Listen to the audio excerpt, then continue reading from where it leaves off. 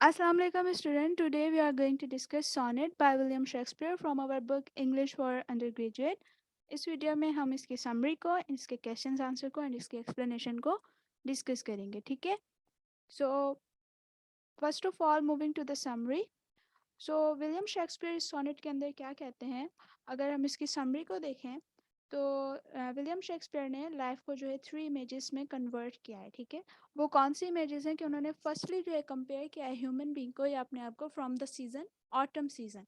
अब autumn season अगर किस चीज़ को इंडिकेट करता है, अगर हम देखें तो ऑटम सीजन जो है उसमें क्या होता है, नेचर जो है दोबारा से डिकेइंग की तरफ जा रही होती है. ठीक है. वो हर चीज़ वहाँ पर ख़त्म हो रही होती है ताकि वो स्प्रिंग सीजन में दोबारा से रीजनरेट रीग्रो हो सके. ठीक है.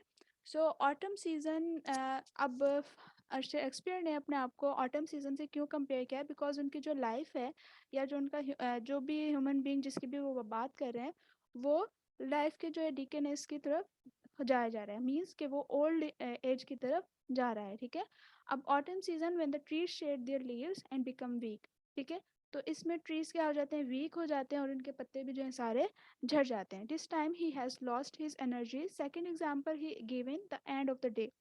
दो सेकंड एग्जांपल अगर वो दे रहे हैं तो वो एंड ऑफ द डे की दे रहे हैं. ठीक है. मतलब पूरा दिन जो है ख़त्म हो रहा है. अगर हम दिन के ख़त्म होने की बात करें तो वहाँ पे भी हमें किस चीज़ के जो किसकी तरफ इंडिकेट किया जा रहा है कि लाइफ जो है एक पूरा टाइम पीरियड गुजारने के बाद अब वो किसकी तरफ आ रही है, ख़त्म होने की तरफ आ रही है. ठीक है.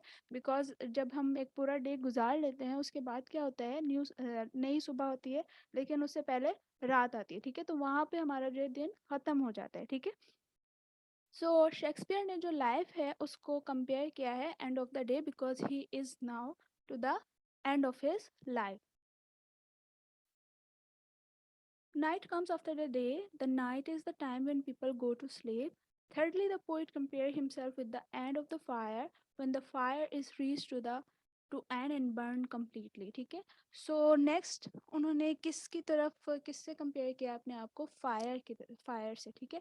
अब फायर भी ऐसे ही कि वो जब बिल्कुल जल के राख हो चुकी है. ठीक है. वो पूरी की तरह जल चुकी है. ठीक है. तो अगर हम पूरी जो तीनों इमेजेस के अंदर हम देखें तो उसमें अगर वो क्या चीज़ को शो कर रही है कि वो हर चीज़ जो है ख़त्म होती जा रही है. ठीक है. तो शेक्सपियर जो है ह्यूमन बीइंग की लाइफ को कंपेयर कर रहे हैं टू द एंड. ठीक है. कि हर चीज़ का जो एक पूरा टाइम पीरियड उसने गुजार लिया है और अब वो एक बिल्कुल नियर टू द डेथ पहुंच चुकी है. ठीक है.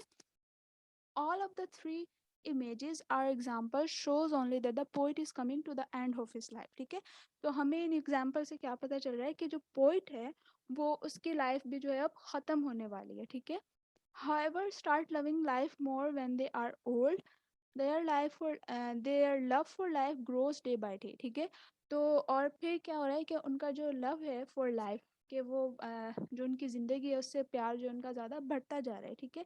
बिकॉज एक ओल्ड एज की तरफ आ गए तो फिर अब उन्हें पता है कि अब उनकी जो है लाइफ बिल्कुल ख़त्म होने की तरफ है. ठीक है. ख़त्म होने वाली है.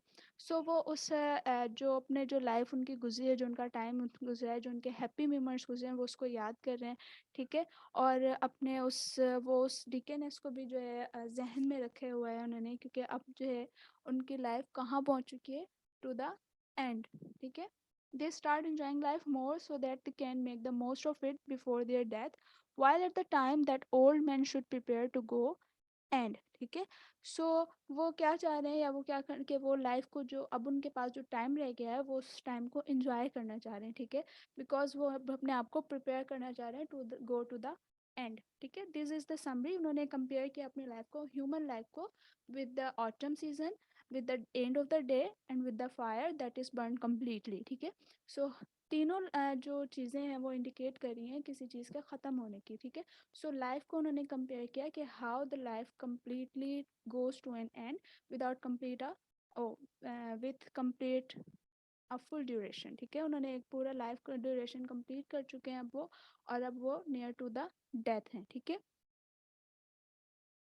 क्वेश्चन आंसर इसके अगर जो हमें बुक में दिए गए हैं, फर्स्ट ऑफ ऑल हमसे पूछा गया है कि सोनेट क्या है. Sonnet is a poem of 14 lines. ठीक है. अगर आप देखेंगे तो आपकी जो बुक के अंदर जो सोनेट की जो लाइन्स दी गई हैं वो कितनी है, वो 14 हैं. ठीक है. सो जिस पोम के अंदर 14 लाइन्स होंगी वो आपकी सोनेट कहलाएगी. ठीक है. Shakespeare evoked three images: the end of the spring, the end of the day, and the end of the fire or life. Okay. What does he wish to express? All these three images express only one thing, that is death. ठीक है, हर चीज किसको represent कर रही है? Death को represent कर रही है, क्योंकि हर चीज में जो है चीजें जो है खत्म हो चुकी हैं. ठीक है. The poet wishes to express that he is approaching his death. The end of his life is very close. ठीक है. अब उनका वो इस इंडिकेशन उनकी क्या बता रही है कि उनकी जो लाइफ है वो भी अब बिल्कुल खत्म होने वाली है. ठीक है, या खत्म बिल्कुल करीब है उसके वो डेथ के. Why does the poet call Black Night Death's second self? When the night came, the darkness prevailed, people go to sleep and have rest. All these activities cease. Sleep is like death, thus the night is another form of death. ठीक है. सो night में क्या होता है कि हर जो इंसान है वो सो जाता है. ठीक है. सो वो सेकंड डेथ सेकंड सेल्फ उसको क्यों कहा गया है? क्योंकि उस टाइम जो है ह्यूमन बींग जो है अपनी तमाम एक्टिविटीज़ को ख़त्म कर देते हैं और फिर वहाँ पर वो रेस्ट करते हैं, सो जाते हैं. तो वो उसको कंपेयर किया है नियर टू द डेथ और द डेथ सेकंड सेल्फ. ठीक है. Night means darkness and the fire means light. The poet shows both fading. What is the underlying reality Shakespeare wishes to convey? The fade in on fire means that it is going to extinguish. So the fading of darkness means the end of the night. The poet wishes to express that he cannot escape from his death. His life is going to end soon. His death is not quite far. ठीक है. तो उन्होंने अब fading जो represent करी है वो किस चीज़ को रिप्रेजेंट करी है कि एक पूरा टाइम उन्होंने अपनी लाइफ का गुजार चुके हैं, तो अब हर चीज़ की एक फेडिंग ज़रूरी होती है. ठीक है, लाजमी होती है. ठीक है. तो अगर हम देखें वो फायर भी है वो भी अब ख़त्म हो चुकी है, बिल्कुल राख हो चुकी है, और जो नाइट है वो भी बिल्कुल एंड है, टू द डे एंड है उसका भी. तो अब वो दोनों चीज़ें किसको रिप्रेजेंट कर रही हैं कि वो इस डेथ अपनी डेथ से भाग नहीं सकते. ठीक है, और वो अब उसके बहुत ज़्यादा करीब हैं. Does the poet stress its morality to gain more love from the beholder? Explain the last two lines of sonnet. So the last two line of the sonnet, now the poet point out the love of the people for this world when their death comes closer. ठीक है. सो pome की जो अगर last two lines हैं अगर हम उसमें देखें तो उन्होंने क्या रिप्रेजेंट किया? People love for their life when they come to the death. They want to live more, to enjoy themselves more before they die. ठीक है. वो क्या करना चाहते हैं कि वो इंजॉय करना चाहते हैं लाइफ को. ठीक है. जब वो उन्हें पता होता है कि उनका जो है डेथ का टाइम बहुत ज़्यादा करीब आ गया है, तो उससे ज़्यादा उनको जो है लाइफ से उतनी ज़्यादा उनको उसको एंजॉय करना चाहते हैं. ठीक है. The very thought of death creates more love for life.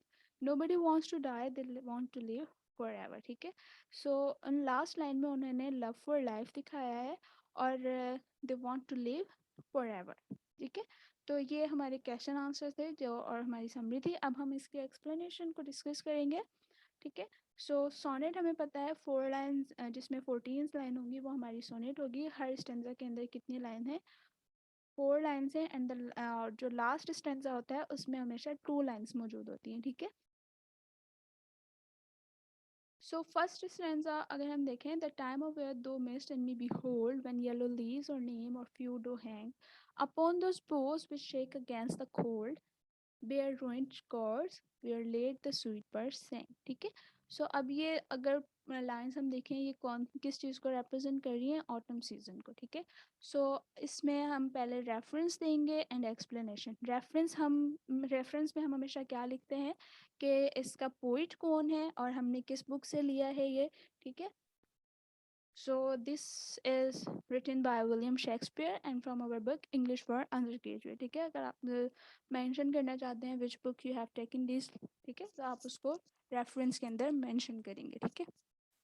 Then our explanation, the poet compared himself with the autumn season. In the autumn, there are only a few or no leaves on the trees. The tree mostly shed their leaves in the season of autumn. This is why autumn is also called fall. ठीक है. So जो उनकी life है वो भी up to the fall है, and autumn is also called fall because the trees leaves shed.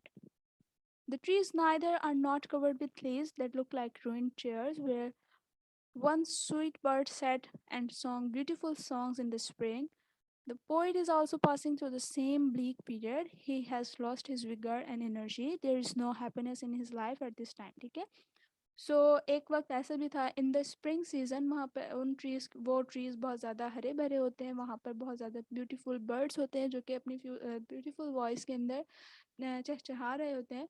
सो अब poet अपने लाइफ को उस सीज़न से रिजेंबल कर रहे हैं टू द ऑटम सीज़न, कि उनका जो लाइफ टाइम है, लाइफ पीरियड है, वो भी इसी सिनेरियो से गुजर रहा है. ठीक है. अब उनकी जो तमाम एनर्जी है, तमाम उनका जो लाइफ एनर्जी थी, वो उनकी अब ख़त्म हो गई है. ठीक है. अब उनकी लाइफ में कोई भी हैप्पीनेस नहीं रही है, because it is near to the death. The second stanza, अगर हम इसकी एक्सप्लेनेशन देखें, the poet compare himself with the end of the day. He equates day with the life and the night with the death. He is passing through the brief period between day and night, which mean the twilight of the day. ठीक है. सो वो अपने अपनी life को किससे compare करें? To the Twilight. Means ना वो अब उस दिन में रहे हैं. ठीक है. बिकॉज उनकी जो लाइफ है वो एक जो यंगर एज है उनकी, वो अब ख़त्म हो चुकी है. And he is going to the older age, means to the night. So he is near to the twilight of the day. A brief period of light when the sun set, it proceeds only for a short while.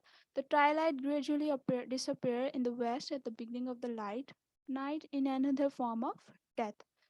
So इधर हमें इस Twilight के about बताया गया कि Twilight क्या होता है, कि जो हमारा दिन जो है कन्वर्ट हो रहा होता है नाइट के अंदर. ठीक है. सो वो एक जो बहुत छोटा टाइम पीरियड होता है, जैसे शाम हो गई, सूरज ढल रहा होता है, तो वहाँ से अब वो उससे क्या होता है, ट्वाइलाइट जैसे ख़त्म होता है तो हमारी नाइट स्टार्ट हो जाती है, जो कि अनदर फॉर्म है डेथ की. The next stanza, the poet here compared himself with the end of the fire. When the fire burns, it forms ashes.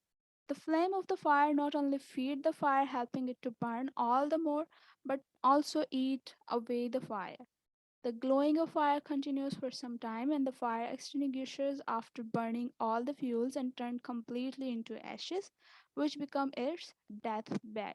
Similarly, the poet fires of life is coming to its end, and his youth is over, and he had become very old. ठीक है. सो उन्होंने अपनी life को किससे compare किया? And of the fire से. And जब fire and होती है तो वो अपनी राख में बदल जाती है, जो कि उसका डेथ बेड बन जाता है. Similarly he is the poet is also near to the death bed, and is because he is very much old. ठीक है. अगर लास्ट लाइन्स देखेंगे तो ये 2 लाइन्स थी. अब अगर बुक में देखेंगे तो हमेशा हमारी जो लाइन्स होती हैं वो लास्ट लाइन्स जो सोनेट की, वो हमेशा इन द 2 लाइन्स होती हैं लास्ट स्टेंजा की. ठीक है. People start loving life all the more as they start getting old. ठीक है. मीन्स वो जिस तरीके से ओल्ड होते जाते हैं तो उन्हें और भी ज़्यादा प्यार होता जाता है अपनी ज़िंदगी से, वो और भी ज़्यादा जीना चाहते हैं, वो और भी ज़्यादा खुशियाँ हासिल करना चाहते हैं. ठीक है. They think that they are soon going to die, so they want to make the most of the remaining life. Their love for life grows day by day. They don't want to die and wish to live for a long time and enjoy the life. As the death come near, the love for this world and it's thing increases. ठीक है.